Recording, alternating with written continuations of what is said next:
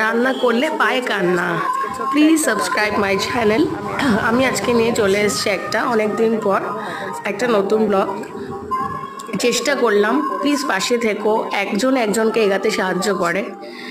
আমি আজকে আমার নতুন ব্লগটা শেয়ার করছি তোমাদের সাথে। Please like, comment, share. আমি আজকে করব মাটন স্টু। বাজারে চলে গেলাম টোটো করে।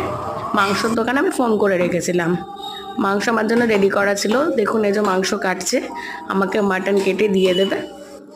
তারপর আমি কিনে নেবো একটু কাতলা মাছ, দাগাপিটি মিলিয়ে কিনবো। আমার মা তো অসুস্থ, খুব একটা মাটন খায় না। আজকে মায়ের জন্য একটু রান নিয়েছি, আর আমার পাপার জন্য সিনা। তো আমি আজকে মাটন স্টু বানাবো।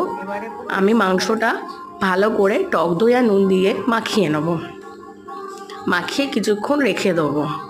পেঁয়াজ কেটে নেব। আমি প্রেসার কুকারে সাদা তেল দিয়ে দেবো। দিয়ে পেঁয়াজগুলোকে বেরেস্তা করে ভেজে নেব। খানিকটা বেরেস্তা করে ভেজে নিয়ে তুলে নেব। তুলে নিয়ে আমি প্রেসারে আবার একটু তেল দিয়ে দেবো গোটা গরম মশলা। তারপর দিয়ে দেবো বাকি পেঁয়াজটা ভালো করে ভেজে নেওয়ার পর দিয়ে দিলাম আদা রসুন, দিয়ে দিলাম আমি মাংসটা, দিয়ে আধা ঘন্টা কষানোর পর কালারটা চলে আসতে দিয়ে দিলাম গোলমরিচ